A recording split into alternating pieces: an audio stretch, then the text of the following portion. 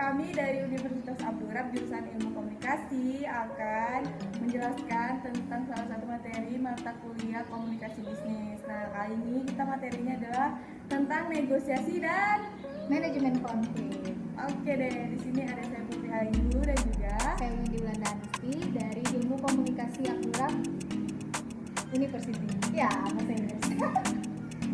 Oke, langsung aja ya. Nah, sekarang kita bahas tentang negosiasi.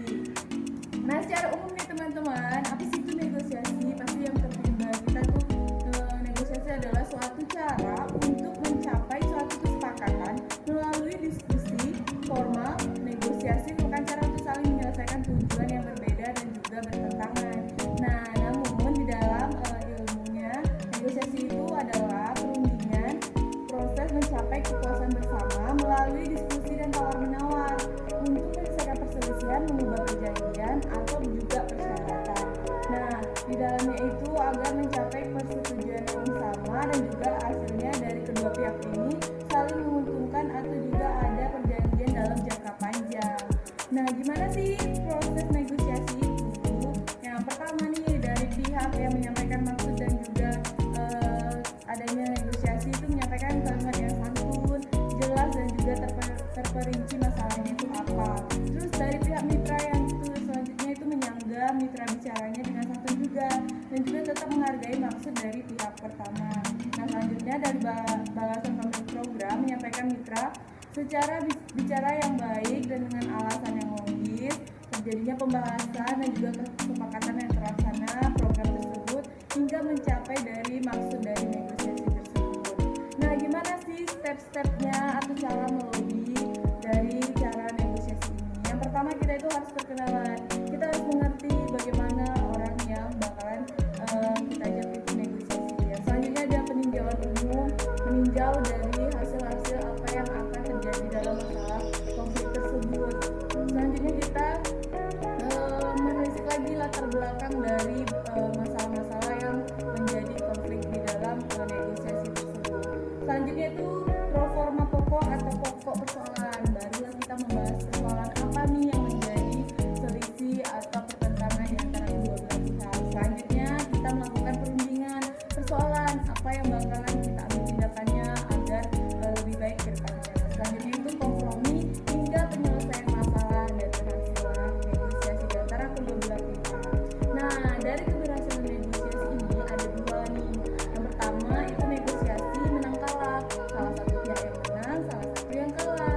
Jadi dalam bahasa Inggris itu ada win-loss negotiation.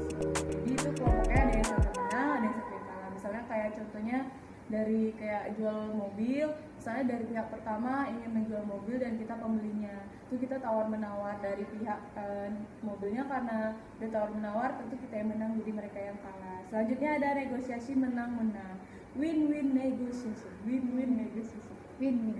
negosiasi yang saling menguntungkan kedua belah pihak. Nah, ini kayaknya lebih mantap ya kan, menang win-win. Oke, selanjutnya akan dijelaskan lagi. Baiklah, saya akan menjelaskan bagian tentang manajemen konflik. Nah, pengertian dari manajemen konflik ini adalah serangkaian aksi dan reaksi yang dilakukan oleh para pelaku konflik secara rasional dan seimbang untuk pengendalian situasi dan kondisi perselisihan atau pertikaian yang terjadi antara beberapa pihak nih. Nah, dalam orientasinya pada proses manajemen konflik ini masuk ke dalam bentuk komunikasi. Nah, apa sih tujuan dari manajemen konflik ini? Yang pertama itu yaitu mencegah dan meminimalisir terjadinya gangguan terhadap anggota organisasi sehingga dapat fokus pada visi dan misi perusahaan atau organisasi. Nah, tujuan yang kedua yaitu membangun rasa saling menghormati antara sesama anggota organisasi dan menghargai keberagaman supaya tidak ada perbedaan di dalam organisasi atau perusahaan. Nah, yang ketiga tujuannya itu meningkatkan kreativitas anggota organisasi dengan memanfaatkan konflik yang terjadi. Setelah itu di sini terdapat strategi manajemen konflik, yaitu yang dinyatakan oleh Stefanin bahwa ada 5 tahap dalam strategi manajemen konflik. Yang pertama itu adanya pengenalan, seperti tak kenal maka tak sayang, mungkin seperti itu ya. Ya enggak salah itu. Yang pertama itu pengenalan. Tahap pertama adalah dengan mengenali permasalahan yang terjadi, siapa saja yang terlibat dalam konflik, kemudian bagaimana keadaan di sekitar selama konflik. Nah, informasi ini penting untuk sebagai informasi awal dalam manajemen konflik. Yang kedua itu diagnosis. Diagnosis ini adalah menganalisis penyebab konflik. Untuk mengimplementasikan dibutuhkan metode yang benar dan telah teruji. Yang ketiga yaitu menyepakati solusi. Setelah kita diagnosis masalah, selanjutnya adanya kesepakatan yang kita lakukan untuk menyelesaikan konflik tersebut.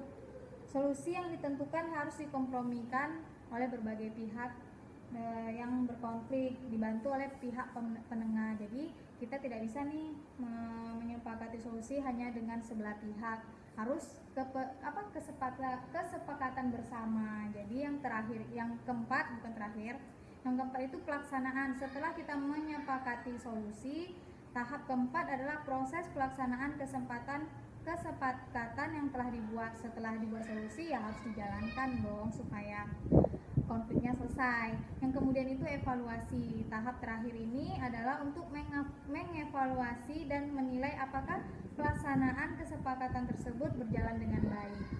Nah, di situ yang dapat saya sampaikan tentang pengertian manajemen konflik dan strategi-strateginya.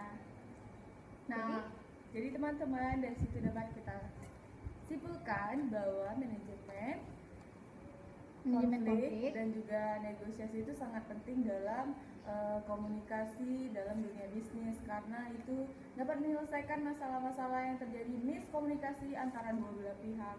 Untuk itulah dari kita juga memahami cara teknik untuk mengatasi bagaimana konflik-konflik dalam manajemen komunikasi tersebut.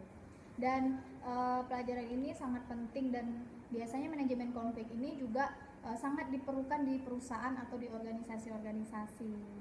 Nah, baiklah itulah yang dapat kita sampaikan tentang materi yang kita jelaskan ini. Saya Windy dan Ayu.